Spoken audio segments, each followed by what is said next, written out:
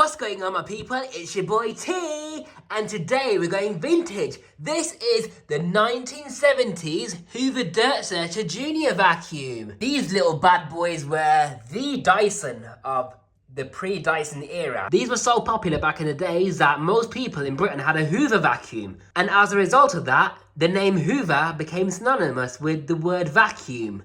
People would say, get the Hoover out. And that's why British people call vacuum cleaners Hoovers. This is basically a Hoover Junior, but it has a headlight on it. Now, this is a version that has the smaller outer bag, so it's going to be a bottom fill bag. So I'm going to show you the bag first, actually, because it is quite an interesting design. It's very, very simple and very, very basic. Oh, that is disgusting. Ugh.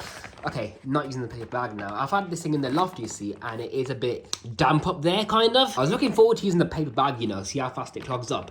But, yeah, I'm going to put a Seabow bag on it now. It's not a good design, really, because these vacuums with these bags, or any vacuum with a paper bag, would clog up very, very quickly because they had very minimal filtration compared to modern vacuum cleaner bags, which have multiple layers of filtration, and therefore they don't clog up as easily as these paper bags do.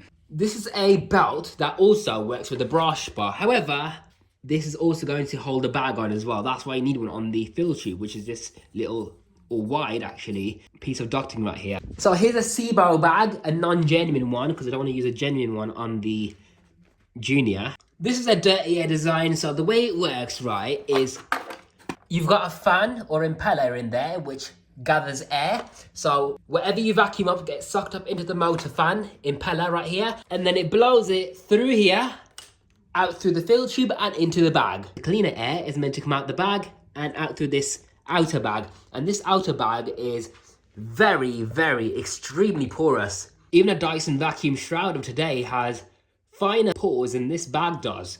Now we have fitted the bag, which is from a Seabow automatic ×4, quite fiddly. But now that's done. Now, the serial number sticker right here, I'm not sure if you're going to be able to see that, but the lettering has faded off. This one is indeed from 1970, making it 54 years old. You know, with this vacuum, right, this uses belts, obviously, because it is a vintage upright vacuum.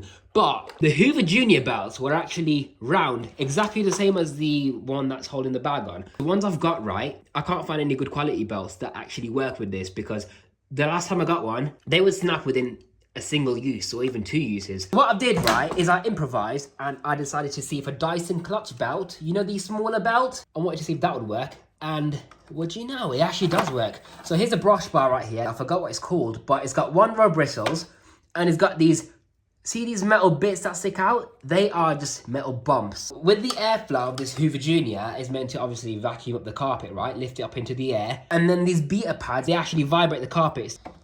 The sole plate is entirely metal. There's no actual removable sole plate, just this belt cover right here, spring loaded. So when you lift this up, right, you gotta be careful it doesn't actually smack into your thumb, because it is very spring loaded, like that. But yeah, a narrow Dyson clutch belt does fit, but it has its minor consequences. I'm going to show you that in a moment. So in the brush bar housing, there's a diagram showing you which way to put the belt on. This way. Now that's done. Not all Hoover Juniors have this, but yeah, you can see the fading, by the way. It's quite discoloured. It's meant to be white when it's actually turned into a cream colour now, because it's that old. Now, as I was saying, this is a socket. It powers a headlight right here. A little bit of damage on the lens, but that's been fixed by Mr. Becco 1987. It's currently got a huge bulb in there, like, you know, an actual living room sized bulb. That's what it's got in there at the moment. So it is nice and bright. I like the yellow ones because if it was an LED one, it would make it look too modern for the vacuum, if that makes sense. So I like the traditional yellow lights. This part's also faded as well. This lens, I believe, is meant to be white as well to match the vacuum, but it's turned into a yellow colour. 3-pin British plug. Made in England. Just like the vacuum itself, and very advanced technology for its time. This was groundbreaking. Are you ready?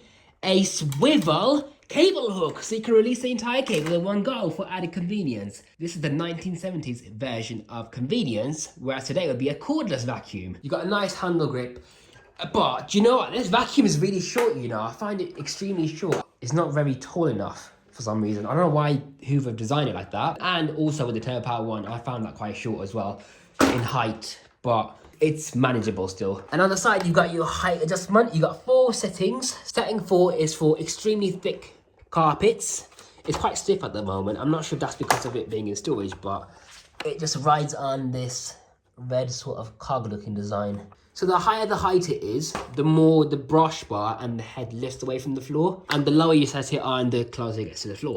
Hoover Jr. Dirtsearcher against cat litter. Will it handle it or not? Let's find out. So it really beats the carpet, doesn't it? Hoover beats as it sweeps as it cleans. Oh wow, it's picked it up.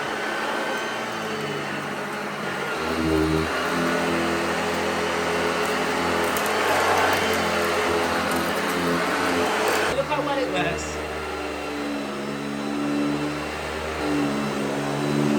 What a beautiful Hoover!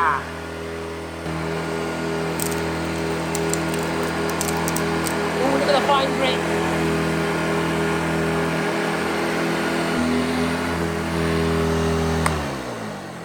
Should we get some more dirt? I think we should. I've got this mess on the floor. Let's see how well the Hoover Jr. Dirtsearcher can cope with this then. If you guys want to see a proper performance test with this vacuum, let me know and I'll do one. Oh yeah, the belt came off.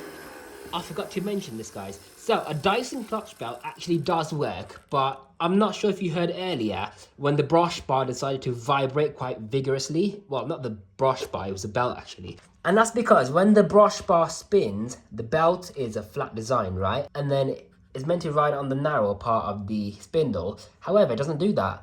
It goes on the wider end of the spindle and therefore makes more noise. So this is what happens. And it works, but sometimes the belt can slip off and I'll show you why. So when you turn the vacuum off and the brush bar is not touching the floor, there's no friction and therefore the brush bar is able to spin freely. And while it's connected to the belt, it reverses the rotation and then it slips the brush bar's belt off.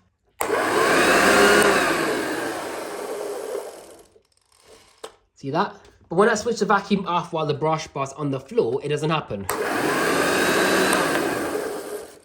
And now it's fine.